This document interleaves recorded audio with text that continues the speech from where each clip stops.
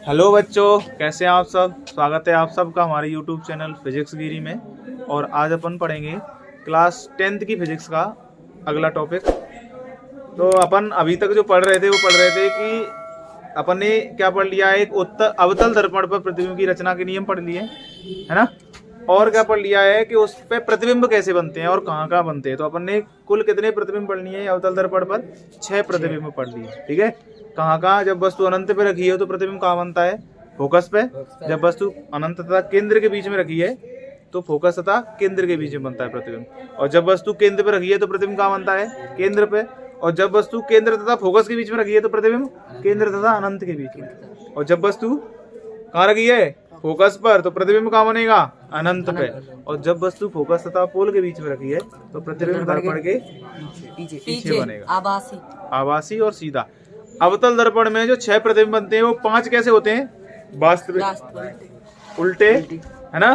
कुछ वस्तु छोटे होते हैं, कुछ वस्तु से बड़े होते हैं, ठीक है। और एक वस्तु के बराबर होता है। और बाकी जो एक प्रतिबिंब है जो जब वस्तु कहाँ रखी है फोकस तथा पोल के बीच में, तब वो कहाँ बनता है? दर्पण के पीछे और आभासी बनता है। तो अब अपन पढ़ेंगे, अपना क्या कंप्लीट हो गया? अवतल दर्पण कंप्लीट हो गया, ठीक है ना। ठीक है, अवतल दर्पण कंप्लीट हो गया। अब अपन पढ़ेंगे उत्तल दर्पण पर प्रतिबिंब कैसे बनता है। तो प्रतिबिंब तो तब बना पाएंगे जब हमें उस पे नियम पता होंगे। किसके? प्रतिबिंब की रचना के नियम, ठीक है। तो हम क्या पढ़ेंगे? सबसे पहले प्रतिबिंब की रचना के नियम काय पे? उत्तल दर्पण पर। तो उत्तल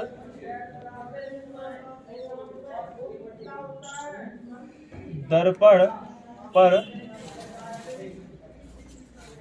प्रतिबिंब की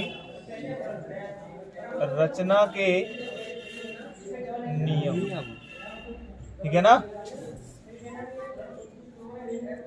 ठीक है, तो जो सबसे पहला जो नियम है वो क्या कहता है? ठीक है, पहले तो हमें पता होना चाहिए उत्तल दर्पण कैसा होता है। उत्तल दर्पण क्या है? ये, ठीक है। इसमें कहां से पॉलिश होती है? अंदर से पॉलिश होती है, ठीक है। ये क्या है? मुख्य अक्ष। और मुख्य अक्ष है तो ये इसका क्या है? फोकस है। और ये क्या है? केंद्र, ठीक है। तो प्रकाश किरण कहां से आएंगी? इधर लेफ्ट साइड से, बाईं ओर से आएगी। और प्रकाश किरण बाईं ओर से आएगी तो प्रकाश किरण अनंत से आ रही, बहुत दूर से आ रही है। तो जब प्रकाश किरण कैसे आ रही है? मुख्य अक्ष के समांतर। जब प्रकाश किरण मुख्य अक्ष के समांतर आएगी तो वो फोकस पे जाना चाहेगी पर जा नहीं पाएगी। क्यों नहीं जा पाएगी? क्योंकि इधर पॉलिश है। तो प्रकाश किरण इससे टकराएगी और टकरा कर वापस लौटेगी। और किधर वापस लौटेगी? वो फोकस से जाती हुई प्रतीत होगी। क्या होगी? फोकस से जाती हुई प्रतीत होगी। तो पहला जो नियम क्या हो गया हमारा कि जब प्रकाश किरण कैसे मुख्य अक्ष के समांतर आएगी, आपतित होती है, ठीक है, कोई बात नहीं, ठीक है। जब प्रकाश किरण कैसे आएगी? मुख्य अक्ष के समांतर आएगी तो परावर्तन के पश्चात फोकस से जाती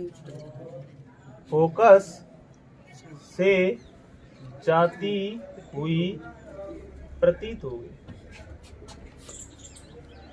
जाएगी नहीं फोकस से, कैसे जाती हुई प्रतीत होगी? जाती कब? जब ये फोकस पे इधर पॉलिश नहीं होती तो फोकस से जाती हुई प्रतीत होगी। पहला नियम हो गया प्रतिबिंब की रचना, ठीक है। दूसरा नियम क्या कहता है? वही, ठीक है, मैं बनाता हूं कि यही उत्तल दर्पण है और ये उत्तल दर्पण है तो ये इसका फोकस है और ये इसका केंद्र है, ठीक है। प्रकाश किरण अब कैसे आएगी? फोकस पे। यदि फोकस पे आती हुई प्रतीत होगी, जैसे मान लो फोकस ये है हमारा, तो प्रकाश किरण ऐसे आई, ठीक है। फोकस पे आती हुई क्या हो रही है? प्रतीत हो रही है। और फोकस पे आती हुई प्रतीत हो रही है तो इधर तो जाएगी नहीं फोकस से, ओके। वो क्या हो जाएगा? मुख्य अक्ष के समांतर हो जाएगी, मुख्य अक्ष के समांतर हो जाएगी। तो जब प्रकाश किरण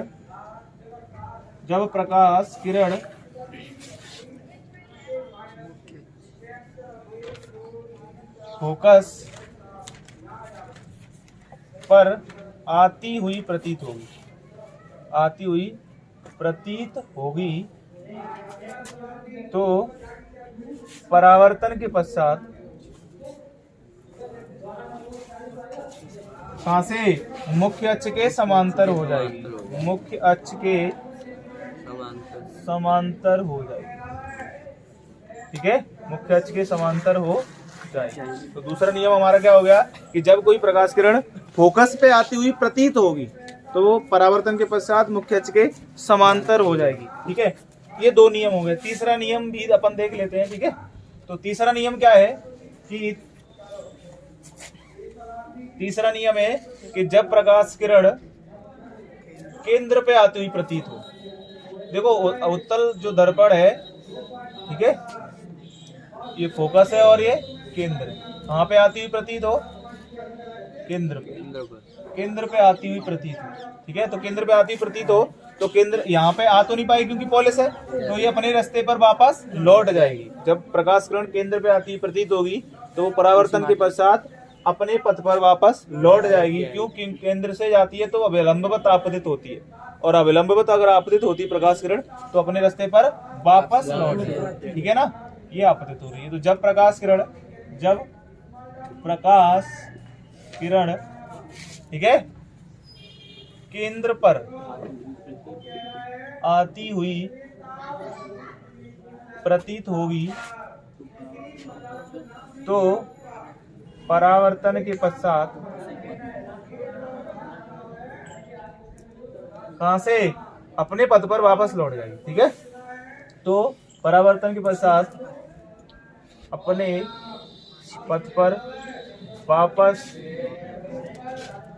जाती हुई प्रतीत होगी, और नई प्रतीत होगी मतलब वापस, मतलब चली जाती है। ठीक है, वापस लौट जाती है, वापस चली जाती है, वापस जाती है।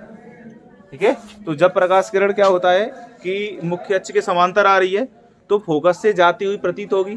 ठीक है, पहला नियम हो गया। दूसरा नियम क्या है कि जब प्रकाश किरण फोकस पे आती हुई प्रतीत हो रही है तो वो परावर्तन के पश्चात मुख्य अक्ष के समांतर हो जाएगी। और तीसरा क्या है कि जब प्रकाश किरण कहाँ पे आएगी? केंद्र पर आती हुई प्रतीत होगी तो वो अपने पथ पर वापस लौट जाएगी। ये हमारे प्रतिबिंब की रचना के 3 नियम हो गए। किस पे? उत्तल दर्पण। ठीक है, और देखो चौथा भी देख सकते हैं। अगर कोण, ये अपन ने पहले से पढ़ा हुआ है कि अगर कोण आई पे आएगी तो वो कहाँ चली जाएगी? कोण आर पे। ये हमको पहले से पता होता है। तो ये परावर्तन की पहली शर्त है। ठीक है, तो अब इनका उपयोग करके, इनका यूज करके हम क्या करेंगे? हम उत्तल दर्पण पर प्रतिबिंब बनाएंगे। ठीक है, तो हम आगे पढ़ते हैं क्या? उत्तल दर्पण पर प्रतिबिंब की रचना कितने बनते हैं और कैसे कैसे बनते हैं। ठीक है, तो मैं साफ कर देता हूं।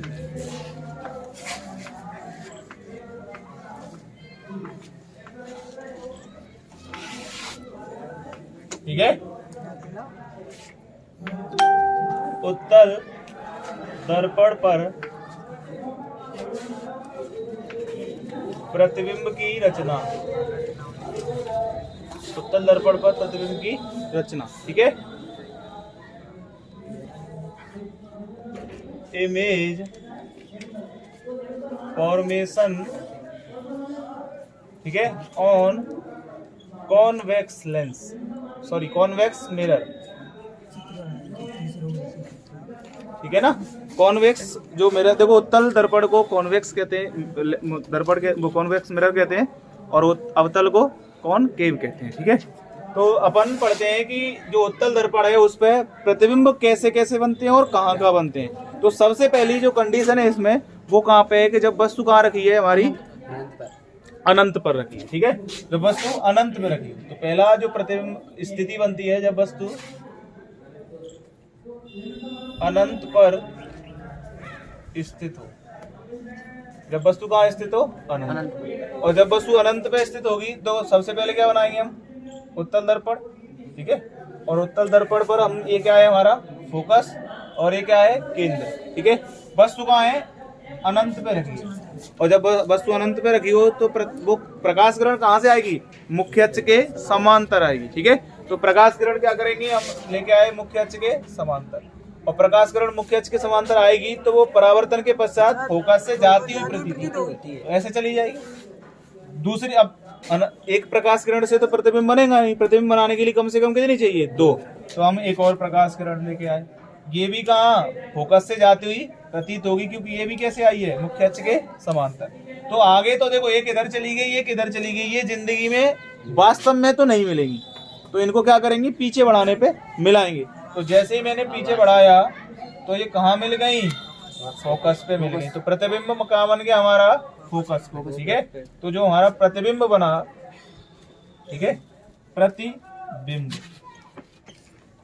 कैसा बना, आभासी, क्योंकि मिलती हुई प्रतीत हुई है, मिली नहीं है। और कैसा, आभासी हमेशा कैसा होता है, सीधा सीधा, और सीधा मतलब बिंदु आकार का। ठीक है, और देखो कहाँ बना है, फोकस पर, फोकस। ठीक है, कहाँ बना है, फोकस। ये तो हमारा कहाँ हो गया, पहला प्रतिबिंब, जब वस्तु कहाँ रखी है, अनंत पे। अब देखो इसमें दो ही केस बनते हैं, या तो अनंत पे रखी हो या अनंत तथा ध्रुव के बीच में, क्योंकि तीसरी कोई कंडीशन ही नहीं है, बीच में कहीं पे भी रख दो इन दोनों के बीच में। ठीक है, तो इसमें दो प्रतिबिंब बनते हैं। तो दूसरी कंडीशन क्या है, जब वस्तु कहाँ रखी हो, जब वस्तु अनंत तथा किसके बीच में रखी हो, ध्रुव के बीच स्थित हो, ध्रुव के बीच स्थित हो। ठीक है, अनंत तथा ध्रुव के बीच स्थित हो। तो हम क्या करेंगे, हमारे पास दर्प, ये कौन सा दर्पण है, उत्तल, और उत्तल दर्पण में ये क्या है, इनफाइनाइट, और ये क्या है, ध्रुव। इन दोनों के बीच में कहीं पे भी रख दो, ये क्या है, फोकस है, और ये क्या है, केंद्र है।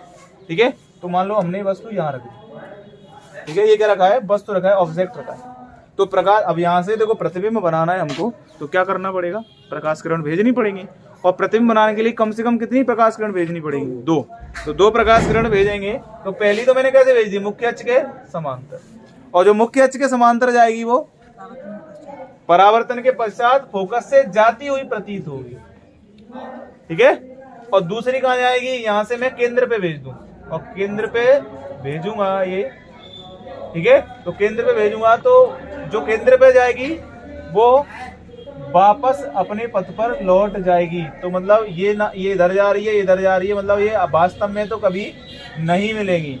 तो आवाज देखो यहाँ कहीं मिली होंगी, ये यहाँ पे। ठीक है, पीछे बढ़ाने में मिली है, और यहाँ मिली है, तो यहाँ प्रतिबिंब बना है कहाँ, फोकस तथा पोल के बीच। ठीक है, तो यहाँ पे जो प्रतिबिंब बना, प्रतिबिंब कैसा बना, सबसे पहले आभासी और सीधा, क्योंकि आभासी हमेशा कैसा बनता है, सीधा। और कहाँ बना, मतलब कैसा है, वस्तु से छोटा, वस्तु से छोटा। और कहाँ बना है, फोकस तथा ध्रुव के बीच, फोकस तथा